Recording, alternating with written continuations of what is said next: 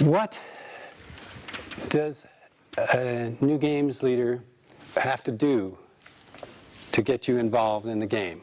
What kind of qualities do they need to show to invite you in? Yeah. They need to be friendly. Okay, that's a good one.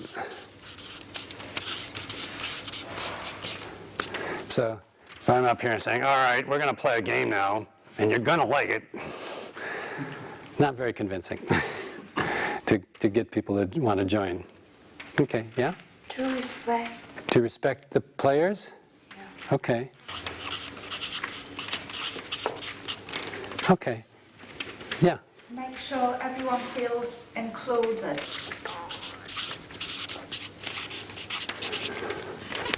And that's a good one.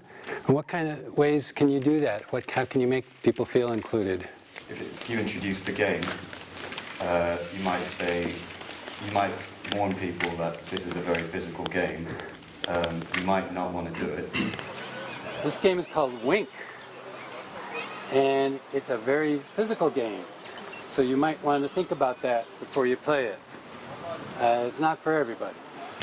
But then if anyone chooses not to do it because of that, you might then get them to do, I don't know, be a referee or participate in some other way. Okay.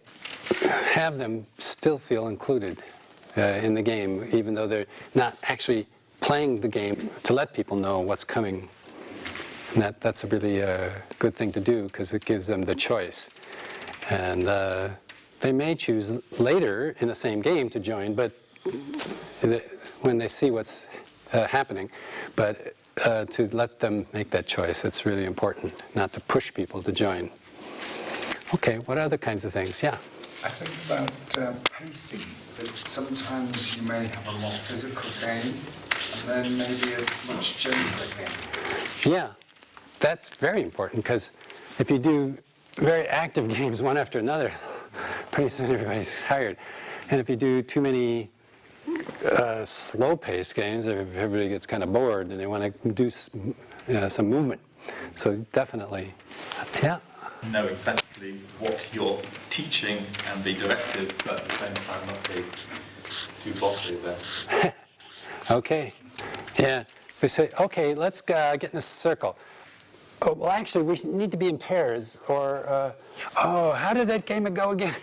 The energy level just kind of goes down. If you're fairly organized and know what you're going to do, that helps to involve the people and to know the game. Then people are drawn in more.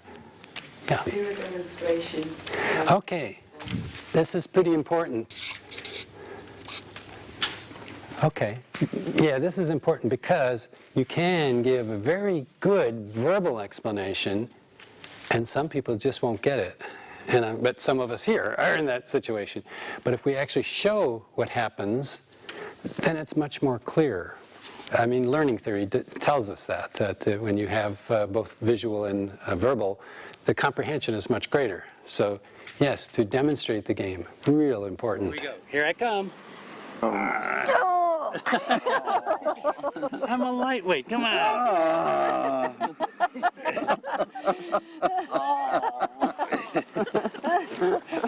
Okay. And then, when I get to the end, I get right next to, and then the next person comes. All right. Other things? Yeah. I think listening to people's suggestions, or maybe respecting people's suggestions. Okay.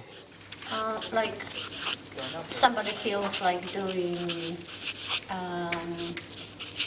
giving people choice. Okay. How about it's a two-eyed wink? Like, Okay. That's otherwise known as a blink. all right.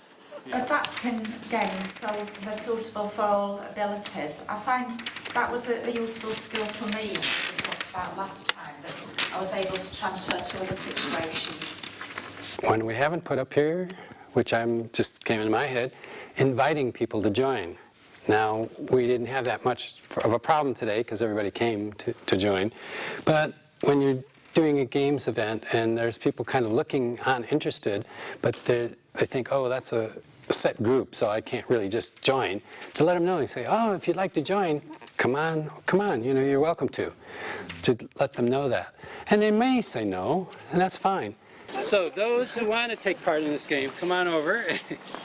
And you might want to invite them again a little later, just again to give them a choice, because they may have said no, and then later they think, oh, why did I say that? Now I can't join. I said no. And so it gives them the choice again. If they say no again, that's fine too, but they may change their mind. Think about the inner child that's in all of us.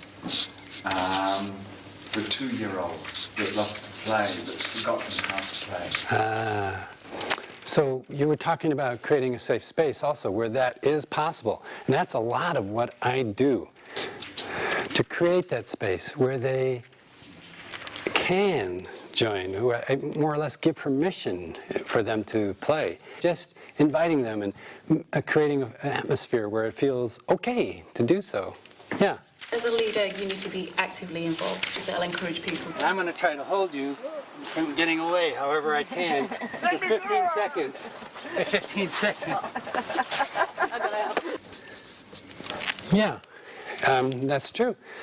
It's hard to trust someone who's trying to get you to do something but then backing off. Maybe they're making fun of you. Maybe they're playing a joke on you. You don't know.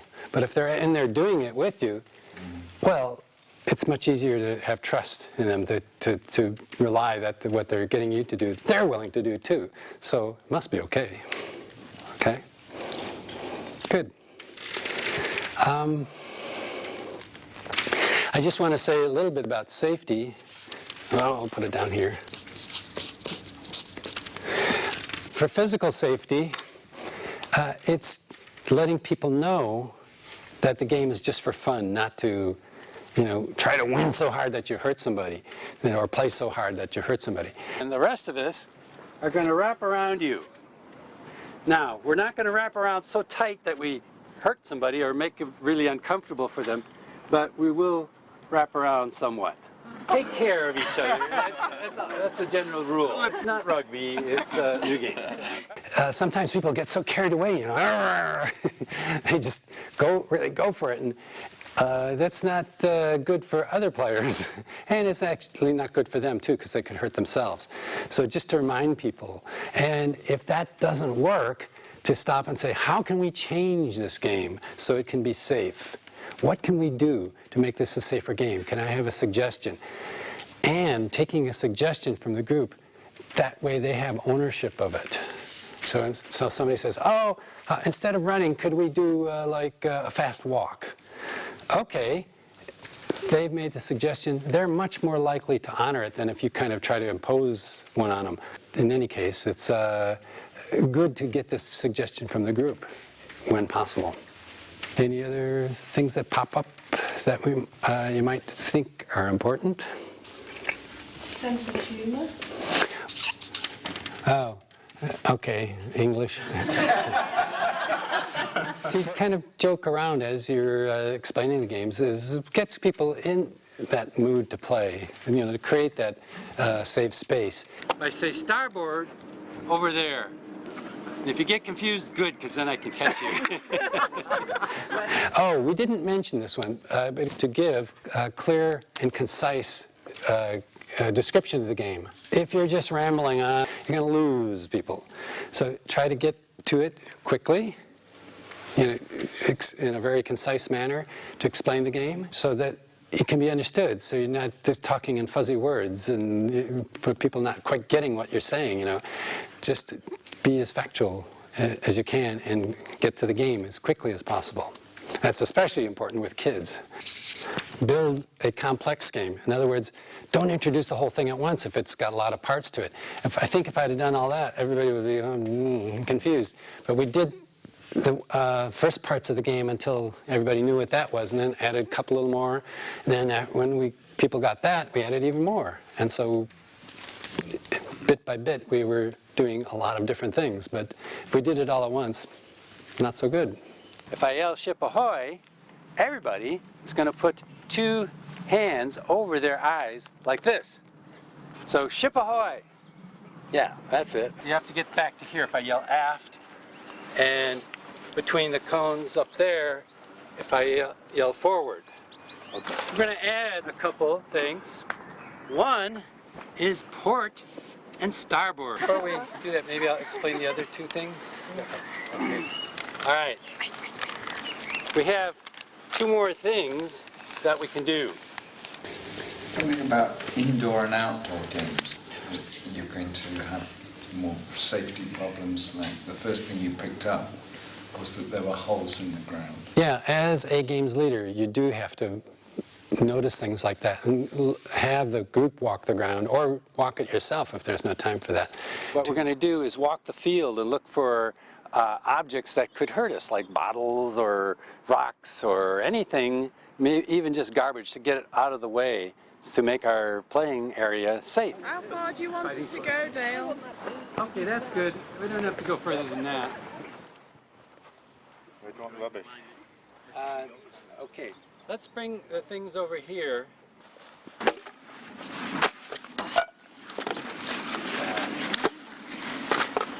There's a hole over here. I'm going to mark it with this Frisbee, so be aware that there's a hole. If you're starting to explain a game, you must have the group's attention. If you don't, the game's not going to work. So you need to make sure you got the group's attention. Now that might be as simple as saying, okay, we're going to start now. And that, a good group will listen to you, hopefully. But I've been in some situations where that didn't work at all. And I said, okay, we're about to start now. Nothing. Oh my God, what do I do now? I went something like this. And suddenly everybody looked. I said, now we're going to start.